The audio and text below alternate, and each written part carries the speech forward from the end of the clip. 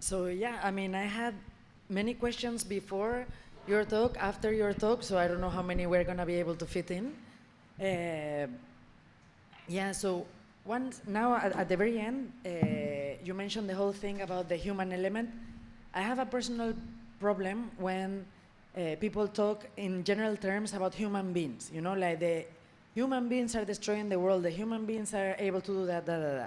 You know, the whole thing about universalizing the responsibility for me is problematic because I mean many human beings in this world, they know how to live in the planet without leaving a mark and being able to perpetuate life and to continue with the continuum. And it's not exactly humans who are destroying things, but I mean structures, as you said. So I don't know, I mean, how do you feel about the whole thing about universalizing the responsibility of the destruction of the planet? Thank you very much, Asun. Well, you see, I think I mentioned it twice, you know. I actually made it very clear that the whole description, and that's an important statement because there are people who don't even want to admit that there is an Anthropocene, that it is humans, the great acceleration, you know, the Industrial Revolution, and so on and so forth, which they want you then to jump from this to say, well, you know what, if you want to eat tomatoes in the winter, then you have to accept this. But we eat them because they're available. You know, they are just there. Who makes most of the profit from everything that you do across seasons, from making available a new telephone every year or making, you know, 500 different types of clothing available and pushing it into you is not exactly the people. Mm-hmm. Most of the people are, as a matter of fact, I would say, victims. Now, there is a lot of work that needs to come about that, and people are responsible for their acts and they're responsible for their own enlightenment, but they're fighting against forces that want to keep them there, strong ones, very powerful. The only people that benefit from it are the people who hold the keys to the, you know, to the safe where the money is accumulated. I mean, look, it's actually very easy to understand. Let me just put it to you this way. In the 1960s, the difference in the US in the wages of the lowest paid employee in a corporation and the highest paid employee was 100-fold. Today, it's 10,000-fold. So the division is increasing. Because we're not really making more material wealth, then there is something that's happening. You know, people are essentially getting more impoverished, and the divide and inequality is there. What I'm talking about, by the way, is not something that you know, the New York Times doesn't talk about, or any of the mainstream American, you know, media. They have a problem, they know that they have one, and they want to deal with it. The problem is that they only want to deal with it through reforming the same system that created it, and that poses in itself problems. Lest I am misunderstood, so that you don't think that I actually have an answer to that. What I invite is a collective thinking about it. We can put the ground rules, the borders of our thinking, but there needs to be a collective thinking that involves everyone, including specifically the people who have chosen to be in this room today. And in this, this is very important that you bring up the collective thinking, because when, you know, not everyone has the same access to world making, in the sense of like taking part of the conversation, taking part on, you know, the whole thing about thinking together. Who is able to join this group of thinkers, and who are being out, in the sense, like, one of the things that I've been saying in Spain a lot is, like, every time like a law is being launched regarding, you know, agriculture, like a farmer, a shepherd, a sailor should be involved as experts in the role of an expert, because they can provide, or they can adapt to that conversation things that are completely out of other people's gazes, just because they are physically not there located. I mean, something that a sailor is seeing on their daily life, or a shepherd or a farmer, will not be seen by somebody who is sitting daily in their office. I mean, so how this whole thing about thinking together can be more diverse, bringing other voices, and especially those who remain outside for some of the reasons that I mentioned, no? The whole thing about they are not interesting, they have nothing to say, you know, I mean, so how to do this? Sure. Look, I really, I mean, even though I look like I would have, but I don't have solutions to a lot of things. I mean, I just look like that. So I actually don't have solutions, and that's why I appear. Well, like, however, there are a lot of things that one, you know, it's like you're playing a chess game, and you line your, you know, the things you play with, you line all tous les pions, and therefore, we're not even there. For a lot of us don't even know that they're playing a chess game. Yeah. So I think that at the beginning, maybe we should agree that we're playing a chess game, and that, you know, the alignment of everything that we have is important. Understanding the, I don't want to say the battle, but let's say the tension, so that I am, you know, I'm kind, is actually extremely important. Understanding the game that you are playing, whether you like it or not, is actually super important. And that's a personal responsibility, because a lot of people talk about that, but sometimes we choose to, you know, swipe up or, you know, switch channels and so on. And I understand why, because we come back super tired.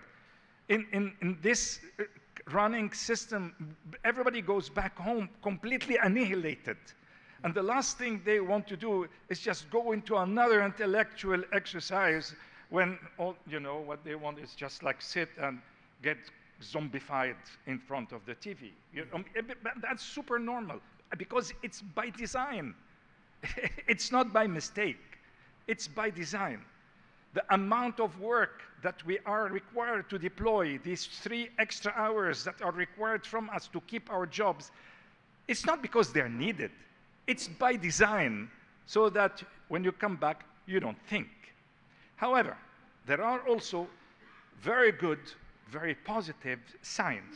I'll say, for example, I'll use this, right? And food, incidentally, is a really good way of entering this debate for a number of reasons. I can expand on that later.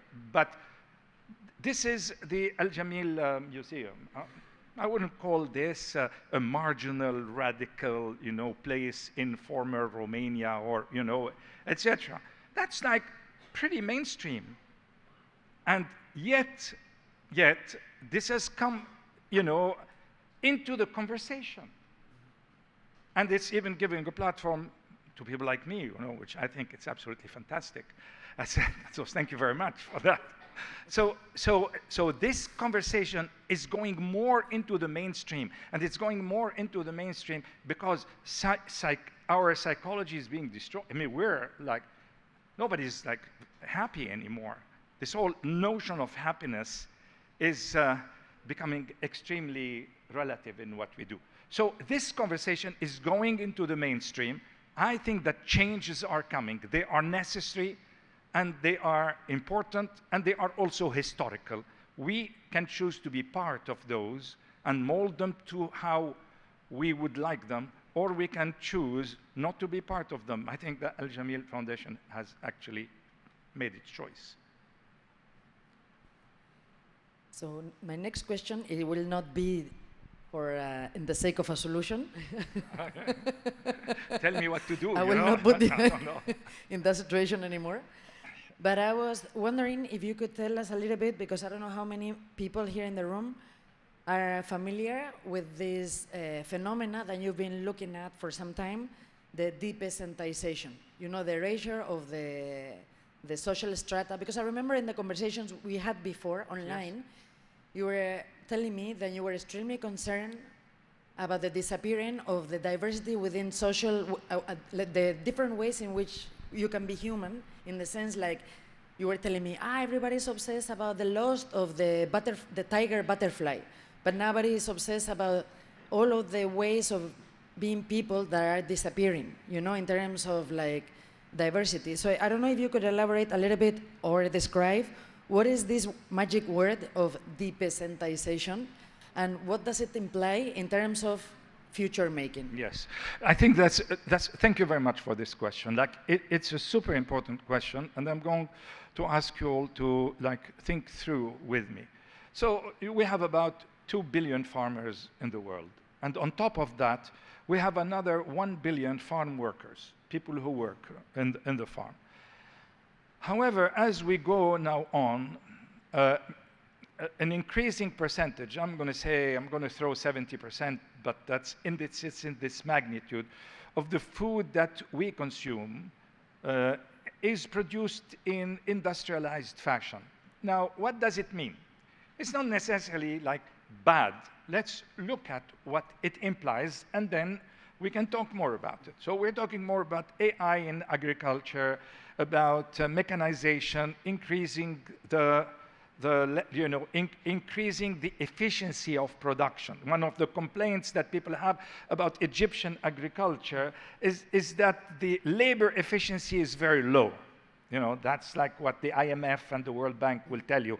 We need to raise labor efficiency. But if you raise labor efficiency, which is fine, I'll go with you in this conversation. Let's say you replace these 3 billion people with 100 million people. So you're left with 2.9 billion people you don't know what to do with. You have no clue, zero clue, because labor everywhere is going through the same transformation. So that's item number one. Until I hear someone tell me, what do you do with this reserve army of labor, as Engels put it, that does not have labor because unemployment is the big problem, I am hesitant to move completely towards making all of this super efficient so that we can eat all the time in large quantities, become obese, and then buy gym clothes, and then go to the gym, and then create another source of circular wealth. So that's item number one. And I think it's a very important item. Item number two has to do with the land. And I beg you, give me a little bit of time. So when you think of land and the value of land, we're not used to think about it as farmers. We're only used to think about it in terms of real estate. Well, most of us here, will understand what I'm saying. But land has at least two different values. What we call the production value. So a land is as valuable as how much it produces in terms of, return, or the exchange value, which says that, a land is as valuable as someone is willing to pay for it. So these two values clash. There is a terrible clash. And the quantity of land on Earth, which, as you said, they're not making it anymore, which essentially means that this is a commodity in limited supply. So for mainstream economics, this essentially means that if you buy it and hoard it, the price can only increase, not decrease. That's the case with gold and diamond. I don't know if you know, diamond prices continue to decrease because now you can make it. And then gold prices continue to increase. Just look at the markets today because you can't make it.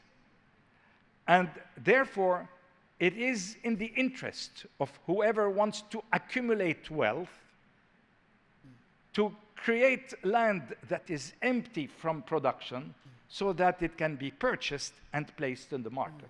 These are at least two reasons why depeasantization takes place. So wherever you have a village where people, go into the terraces, now the people leave and the place is emptied. In places where settler colonialism is still kicking strongly, like Palestine and South Lebanon, there is another reason for depeasantization. It is the emptying of the place so that settlements can take its place. And you can, from the beginning of the war on Gaza, we've been hearing about the imminent sale of land in Gaza. Everybody, this is everywhere, and all the, in the mainstream. So everybody keeps hearing about that. Can you imagine the obscenity that comes with that. I leave you to think about it, because I don't need to describe it, if you can imagine it. No, it's very, very important, the relationship that you're establishing between removing value and taking over, because something that I've noticed is that in order to take over something, whether there is land, seeds, water, or whatever, the first step is to undervalue it. So the people there are not important anyway, they are lost, you know, they are dumb, whatever. The land is not important because whatever. So the first thing you do is decrease the value of that thing, so when you take over it, you don't have to pay a high price. So for instance, when I was conducting the research for the Agricultural Museum upstairs, I remember I came across with this word called orphan crops. So orphan crop is a term that is given to all the seeds that are not interested for the either commercial or scientist community. They are important, for instance, for like a ritual in a ceremony, or they are important to make a special dessert in some parts of the world, or whatever. And they were given this name of orphan in order to later take over their control. So when you call a seed orphan, you're denying the origin, so it doesn't have a mother and a father, therefore it doesn't have an owner. So if it doesn't have a place of origin, and if it doesn't have an owner, you can possess it, because it's nobody's.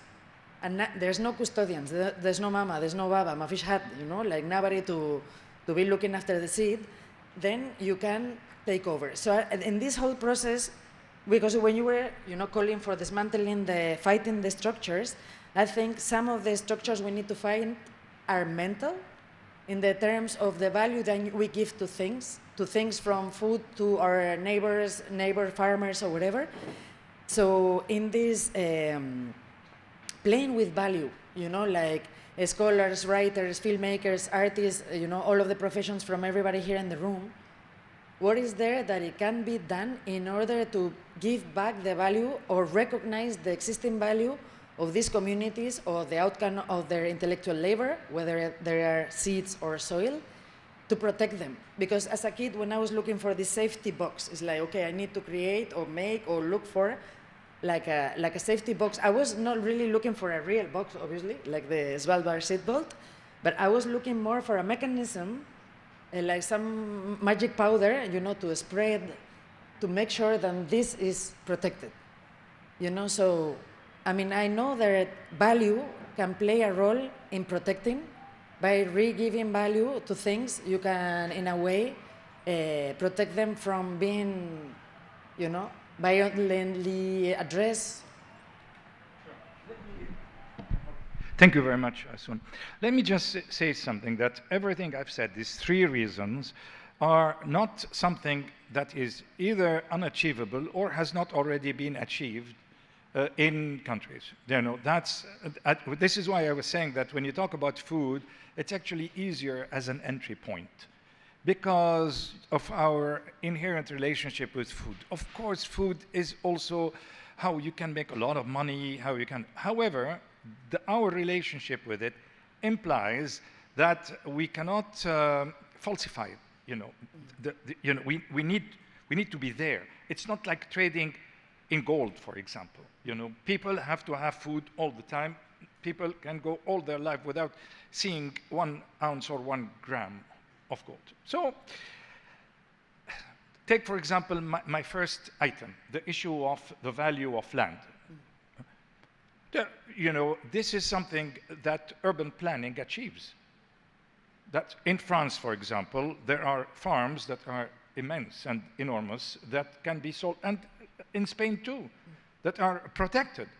Now, the people are not protected. We haven't moved from protecting the people who protect the land. This, in somehow, in the minds of our decision makers, the people are not as important as the symbolism of the land. That is very concerning. The best way is to talk about this constantly and continuously and push it to the fore and to the front. You showed us pictures of how people perceive farmers, okay? In most universities in the world, nobody wants to study agriculture. No one. You know, everyone thinks that people that Aggies are stupid.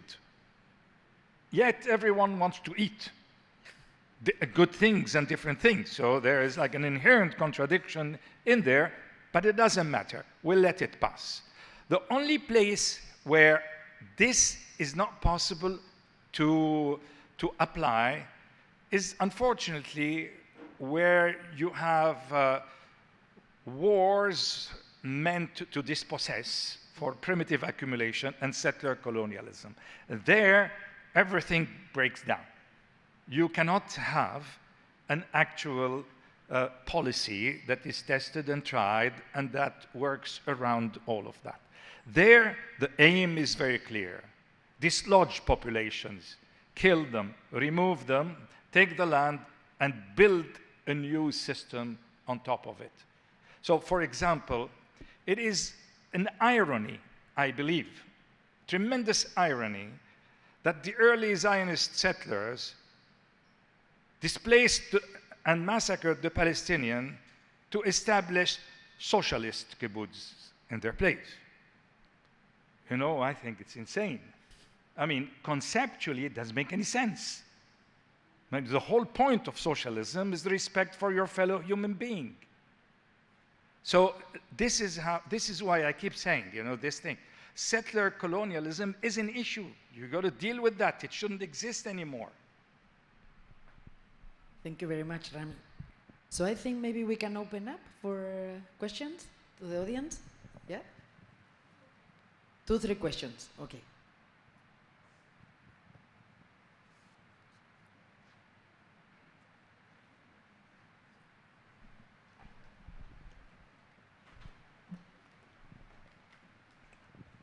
Yesterday, there was a resonant resilience when I asked about one really specific issue about, and it connects also to what you said, Asun, about thinking long-term, that people, the peasant intellectuals think long-term, the agroecologists think long-term.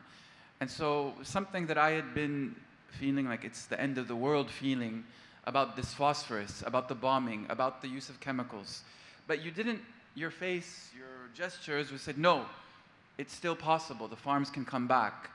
So I guess I just want to ask, how can these things come back when you have this end of the world emotion? Like, what is it, both scientifically and in terms of the next 50 years? And it can be also for what's going on in Spain, in Valencia and stuff like that. Yeah. So here's what the science says about the contamination of the soils in South Lebanon. What the science that we have reached so far. So we've taken like 200-300 samples and, you know, walked through them. And the science really tells you that there is pollution, but that the dynamics and the chemistry of the local soils, the soils again, don't forget, soils are filters. This is essentially what they do. That's why you're able to have clean water from the spring. It's because there is a soil layer on top of it. Their exchange, it's an exchange medium. It stops ions from moving down. Calcium carbonate will immobilize phosphorus and heavy metals completely and immediately. So I would, you know, and people used to come to me after the war and tell me, can I eat olive oil from my farm? And I'll say, you know, I can't give you a paper, but I'll buy it off you for half the price. So then they'd go, you know, and just consume. And that's totally above board. There is contamination, but it's not beyond. And this, by the way, it meets what we know from Gaza and from Ukraine. So there are a lot of studies, you know, in the world. People are interested in this stuff. And people working in Ukraine and people working in Gaza and ourselves and people who've worked in Iraq come to the same conclusion. Soil is a very powerful filter. And in order to make this filter inefficient, you really need a lot of, you know, you need more like industrial waste that is put on top. So I think we're going to be fine. But it doesn't mean that people are not scared. And I want to say also something here. There's been a lot of hype around the white phosphorus use in Lebanon. And it was surprising because a lot of the Western media really tried to hype it a lot. I mean, look at the media, like, I'm in 50% of the interviews. So people like interview me for this. And they keep coming, and they keep wanting to dig into it, etc. And I am wondering whether, you know, this idea that the land is contaminated, don't use it, does not feed into a narrative of leave the land, you cannot produce, you know, there is nothing for you there, etc. You know, I know it sounds like a conspiracy theory, but I tell you, you know, from my 65 years, 67 years in the region, every time I think it's a conspiracy, it is a conspiracy. You know, that's the evidence. So, yeah. It's funny because I asked the same question to the farmers from La Punta. It's like, okay, guys, if you get the land back, how are you going to do it? Because the soil is gone. He said, don't worry, come on. In 2-3 years, boom, you know, it's like we know how to do it again. Like we know, like we're going to bring manure, we're going to work with existing soil. We'll did the same thing that we did before. And of course, it's not going to be fast, but for them, the concern was not how to make soil or how to create or change the existing soil. For them, the challenge was to sustain the desire to come back. Because it has been 20 years, you know, since they were kicked out. They had children, and a lot of people also get post-traumatic disorder. Like some of the, so I mean, like that society, as you can imagine, went through a very, first of all, they realized they are not in a democratic country to start with. And then everything was removed. So the thing is, people reacted differently. Some people, like Carmen, stayed till the end, and their children are still, or at least when I talked to them back in 2019, I don't know now. But some families said, like, halas, you know, I moved, many of them moved, they started somewhere else because the labor of, you know, like fighting and the labor is sometimes, and yeah, it bears a weight. But in terms of building the soil, that's the least of their problems. This is what they say. That's the easy part. Any more questions?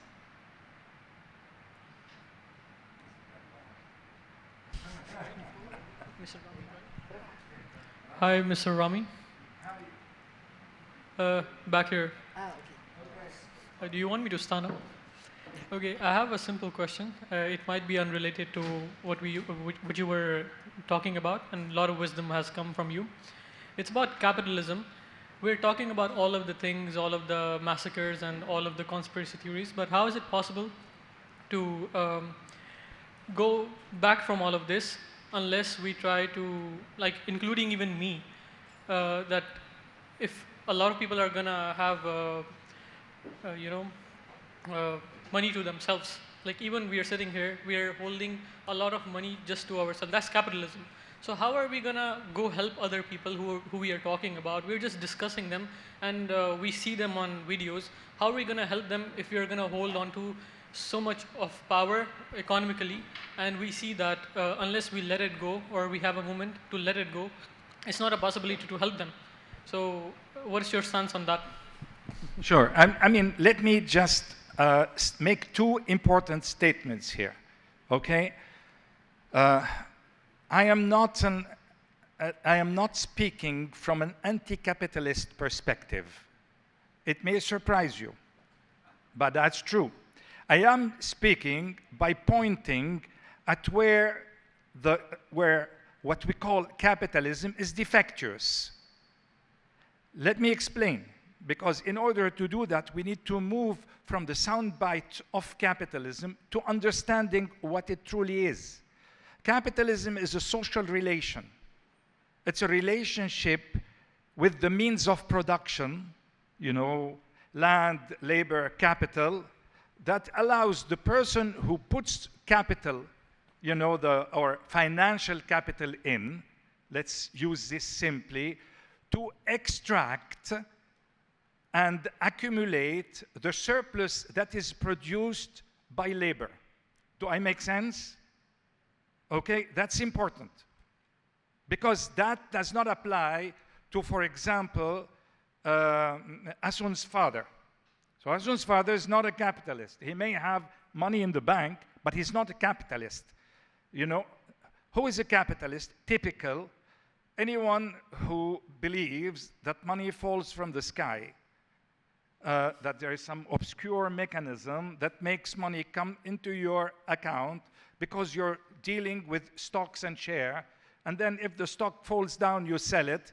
If the stock goes up, is on the way up, you buy it. You're unconcerned with what the stock produces. You're totally unconcerned. All you're doing is putting your human capital, your mind, your brain, your power of analysis, and your financial capital in order to extract surplus. Now, this surplus might mean that there is child labor in Bangladesh that is being exploited. You don't know about it. For you, whatever gain or profit you create is coming to you from an obscure force located somewhere in the sky. And then it materializes into your bank account. It's very important because that is a social relation. It's nothing else. You decide. So what I'm saying is, if you go this way, then you want to maximize the surplus that is created, regardless of how it was created. Regardless. You don't even know. It's not that you're a bad person. You don't know. Okay? And you don't want to know. But you just don't know. That is what I call. And I think that this in itself is not totally correct. You know, there is something that really, in terms of basic morals of humanity, like basic principles, does not really sound very good to me as a person. So that's a problem. Can we resolve it? Yeah, possibly. Do we want to resolve it? Most people don't. But that in itself is a problem. You need to become aware of it. Everybody has to know what their money in the bank is doing. That's important. Then you decide, I'll put it, I don't put it, I buy gold with it, I buy a farm, I work on a farm. It's your own choice. But that's what I mean by getting to know, the strings that are pulling the money in here. Now, whether here we're paying money in order to watch this, I won't consider this at all as being capitalism. As a matter of fact, you're promoting the arts, which is, by essence, not a capitalist endeavor. Okay? So let's be very clear what we mean by the terms. I like to answer the question, but not like, what I'm going to tell you is how farmers help themselves, rather than how you or me or anybody here can, because it's not a matter that we are in a situation we have to care after them and look after them, protect them or whatever. I mean, they're self-determined and they're sovereign. So the way that farmers defend themselves is by doing advocacy, by having really strong syndicates. There's an international platform called Via Campesina. They're policy making, and they are coming up with words like food sovereignty, which is something that they propose, and now is being implemented in the FAO, Masalan, for instance, no? So, what I'm saying is, like, I'm sorry if I give the impression that the farmers are pobrecitos, like, poor guys, they need to be, help or safe or anything. I don't think we should have this, paternalist approach to peasantry. On the contrary. And these guys are used to it's more likely that you are in a situation where a farmer is going to help you that you're going to help a farmer. What I'm saying is, like, they're very well trained in supporting themselves and keeping themselves at bay. And actually, they could be teachers on resilient techniques, and they are better at coming out of very tough solutions. Some of us, like, in fact, many of the personal situations I get involved when I go into travel, I always have my brothers and my family for guidance. Yeah, I think we have one more question here. Yeah. This last question. No, I want to know what do you think, both of you, I was thinking in this peasant that was claiming to Rita Barberá, the mayor of Valencia, and he said kind of, even Franco, the dictator, he didn't dare to do this, what you have done to us. What about all this confrontation between urban culture and countryside culture, and how the peasant community has endorsed reactionary politics? I have my own opinion about that, but I want to hear what do you think, because now we know that this is happening in different countries. I mean, USA with the agriculture people, or even Spain, or other countries maybe. So how do you deal with this reactionary endorsement politics from the peasant community? So I'm going to speak, oddly enough, to the Franco part, because what this person was saying is actually very true. The form of violence has changed. So under Franco, that was Franco violence, frank violence. I bomb you, then I have death squad that comes and then shoots like 10 people in the thing. And that is, of course, an utterly despicable form of violence. But today, violence is structural. It's everywhere inside the system.